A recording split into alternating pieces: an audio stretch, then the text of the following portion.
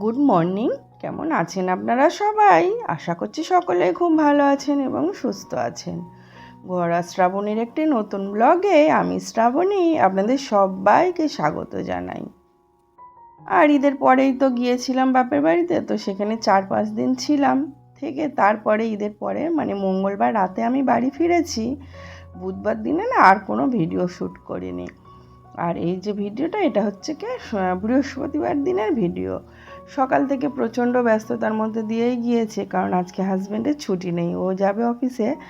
আর এদিকে আজকে ননদেরাও বাড়ি ফিরে যাবে, তো এই যে একটু বিরিয়ানি বানাচ্ছি। কিন্তু যেহেতু হাজব্যান্ড কাজে যাবে, সেই জন্য সকালে উঠে প্রথমে ওকে টিফিন বানিয়ে দিয়েছি, মানে ভাত আর একটু ডিমের কারি করে দিয়েছিলাম। দিয়ে তারপরে বাড়ির সমস্ত কাজকর্ম সেরে আর তারপরে এখন একটু বিরিয়ানি বানাচ্ছি।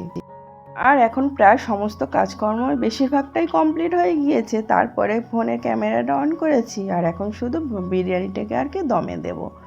চিকেন বিরিয়ানি বানাবো আজকে, তো সেটাই এখন করছি।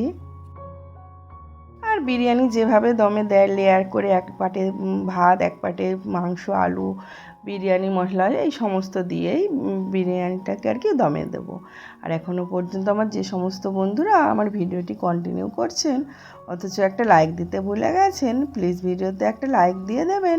এবং ভিডিওটি দেখার পরে আমার ভিডিওটি আপনাদের যদি কোথাও কোনো অংশে ভালো লেগে থাকে, তো চ্যানেলটিকে সাবস্ক্রাইব করে দিয়ে বরাবরের মতো আমার পাশে থেকে যেতে পারেন। তো আর আমি না বিরিয়ানি দমে দেওয়ার সময় সবসময় তেল আর ঘিটাকে, যেহেতু আমি ঘিয়ের স্মেলটা খুব একটা নিতে পারি না, সেই জন্যই তেল আর ঘিটাকে প্রথমে একসঙ্গে গরম করে নিই।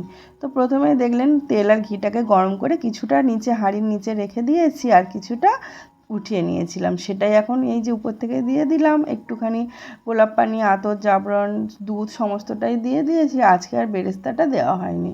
তো যাই হোক, তারপরে ওই আধ ঘন্টা মতো দমে রেখেছিলাম। আর এখন এই যে 1:30 মতো বেজে গেছে, শ্বশুরমশাই নামাজ পড়ে চলে এসেছেন, তো ওনাকে খেতে দেবো। আর তো প্রথমে ওনার ভাতটাই আর কি বেড়ে নিচ্ছি।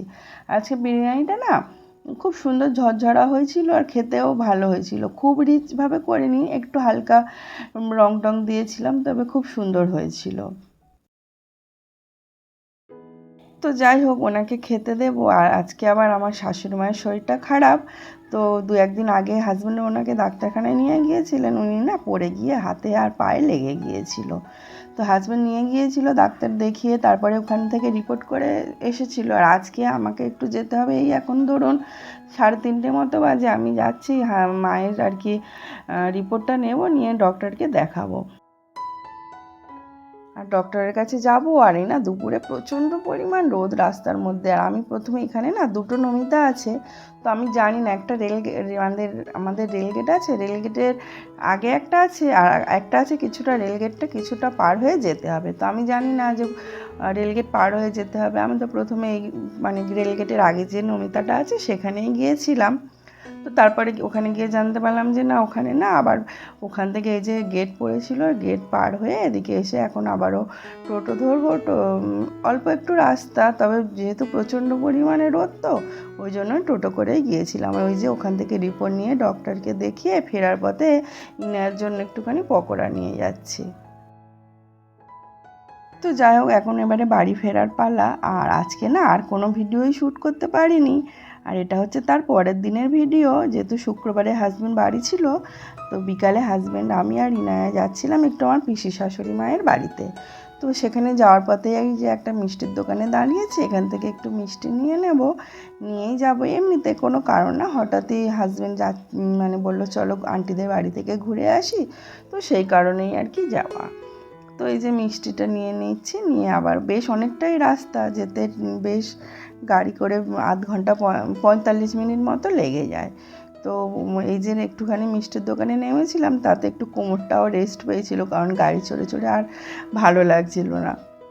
এদিকে আবার মিষ্টি নিয়ে বেরিয়ে যাবো আর কি, মানে রওনা দেব।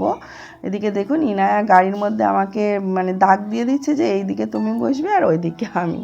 তো যাই হোক, তারপরে চলে এসেছিলাম। আর এখানে সব পিসি শাশুড়ি মা আর কি, জামাইবাবু বলি ওনার হাজব্যান্ডকে আমরা, তো ওনারা ওদিকে রোল এনেছিল, কোল্ড ড্রিঙ্কস ছিল, তো সব মিলিয়ে এখন একটু খেয়ে নিয়েই বেরিয়ে যাব।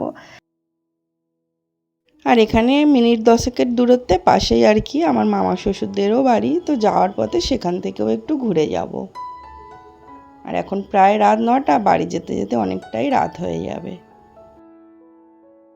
তো এখন আমার পিসি শাশুড়িমার বাড়ির বাইরের পরিবেশটা না খুব সুন্দর, সামনেই একটা বড় পুকুর আছে। তো বেরিয়ে যাওয়ার মুহূর্তে বাইরে দাঁড়িয়ে একটু কথা বলছিলাম।